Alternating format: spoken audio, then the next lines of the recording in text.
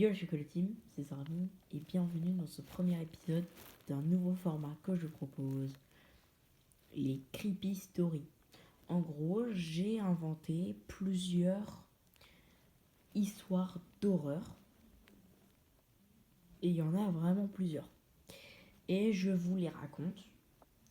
Et par rapport à la série d'animation, je reste sur les 1000 abonnés bien évidemment, mais j'ai eu plus d'idées et dès que j'aurai atteint entre 900 et 950 abonnés, je vous dévoilerai les différentes séries d'animation que j'ai envie de faire.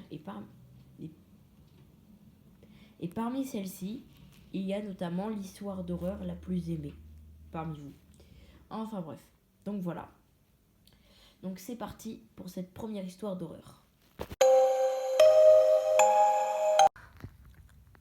La maison dans les bois. Alors l'histoire se passe il y a quelques années dans la forêt. Deux frères qu'on va appeler Sam et Alex. Sam c'est le petit frère et Alex c'est le grand frère. Tous les étés ils partent en camping dans une maison familiale près d'un lac. Et tous les soirs ils vont près du lac, font un feu de camp et font griller des chamallows. Mais cet été, tout allait changer. Comme à leur habitude, ils font griller des chamallows, ils discutent. Et à un moment, Alex, il dit « Hey, Sam, ça te dirait qu'on parte quelque part, qu'on fasse une petite randonnée, une balade de santé dans la forêt demain ?» Alex proposa cette idée. Il avait l'air tellement enthousiaste. Et Sam, il était d'accord. Du coup, il acquiesça. Le lendemain matin, ils partirent. Ils prirent rien, ils voulaient juste se balader une petite heure. Ils se baladèrent et à un moment, dans la forêt, ils étaient à peu près à 5 km de la petite cabane où ils étaient, ils entendirent un cri féminin. Ils se demandaient ce que c'était. Et à ce moment-là, ils courèrent extrêmement vite pour essayer de retrouver la personne qui criait. Mais ils l'avaient pas trouvé. Et Sam, petit frère, il était un peu peureux. Il avait peur. Du coup, il voulait rentrer. Du coup, et Alex était d'accord. Et ils étaient un peu fatigués de courir et tout. Du coup, ils rentrèrent chez eux. Le lendemain, ils partirent avec des talkie-walkie, lampe torche, kit de secours, jumelles et d'autres trucs comme ça pour au cas où s'ils retrouvèrent la femme ou la fille, ou ils savaient pas ce que c'était. Mais c'était un cri féminin, donc c'était une personne, obligatoirement. Donc ils y retournèrent, et là ils allèrent un petit peu plus loin. Et ils découvrirent une maison totalement délabrée. Une maison délabrée comme ça, elle était vraiment sans dessus-dessous. Il y avait des vignes partout, le bois, le parquet, ils étaient vieux et tout. On aurait dit que ça pouvait s'écrouler à tout moment. Du coup, Sam, il dit « Ouais, est-ce que je pourrais rester ici, s'il te plaît j'ai pas très envie d'aller dans cette maison. Je vais voir s'il n'y a pas des gens qui viennent, s'ils habitent ici. » Alex, il va dans la maison.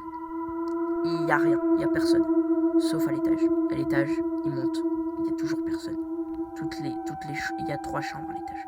Une chambre qui sont pour des enfants, une chambre qui est en réalité une sorte de salle de bain avec des toilettes, douches, lavabo, tout délabré.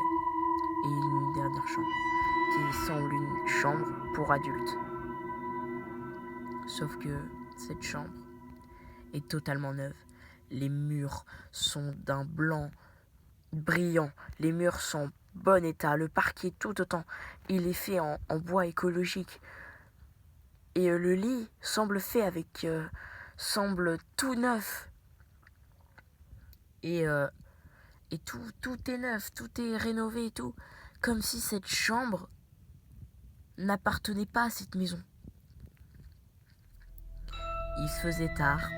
Alex est sorti de la maison. Il allait voir son frère et dit « Ça te dirait qu'on dorme ici? Je suis un petit peu fatigué et le temps qu'on rentre, il fera nuit. Et il y a une chambre qui est en très très bon état dans cette maison. » Il voulait aller voir, il était curieux. Il était peureux mais curieux. Du coup, ils allèrent tous les deux. Et là, ils s'installèrent. Ils se mirent dans la chambre. Pendant la nuit, Alex il se réveilla. Mais ils n'étaient pas dans la chambre. Enfin si, ils étaient dans la chambre, mais elle était complètement délabrée. Comme si la chambre où ils étaient n'avait jamais existé. Mais Alex, il était beaucoup trop fatigué, alors ils se rendormirent.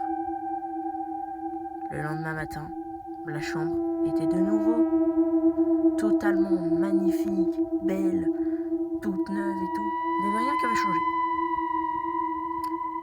Sauf une chose. Devant la porte, il y avait une femme. Et cette femme, elle semblait momifiée. Et on aurait dit qu'elle n'avait pas de muscles. On voyait, elle avait de la peau sous les os. Elle se mit à crier très fort. C'était la même voix de femme que Sam et Alex avaient entendue plus tôt la journée précédente. Elle cria encore et encore, de plus en plus fort. Les deux frères se mirent à courir et Sam fut le premier à sortir de la maison. Les cris s'arrêtèrent, la femme ne les avait pas poursuivis et Alex avait disparu. Alors Sam décida de retourner dans la maison. Il allait d'un pas léger, essaya de faire le moins de bruit possible. Malheureusement, le parquet n'arrêtait pas de grincer. Et il avait peur que cette femme revienne. Il allait à l'étage, dans la chambre. La chambre était complètement délabrée. Le parquet était complètement cassé. Et sur le lit en mauvais état, du sang. Partout du sang. Il enleva la couette et vit le corps de son frère, complètement déchiqueté, la tête arrachée, les os broyés, une position que normalement on n'est pas censé pouvoir faire. Ses bras étaient retournés, ses épaules, elles étaient tournées à 360 degrés. Sa tête était à l'envers. Et ses yeux étaient arrachés. Sa bouche était ouverte, extrêmement grande, plus grande que l'articulation de la mâchoire peut le faire. Son visage montrait une peur terrifiante qui normalement provoque une seule chose, la crise cardiaque instantanée. Le corps se mit à bouger. La tête se mit à crier encore 2 fois, 3 fois plus fort même que la femme. Le cri était beaucoup plus grave. Et plus rien. Quelques mois plus tard, la police cherchait partout dans la forêt. Ils ne retrouvèrent que le corps de Sam par terre, la tête arrachée. Et le corps de Alex avait complètement disparu. Personne ne le retrouvait. Et personne ne savait et ne connaissait l'existence de cette maison et de cette femme qui y habitait.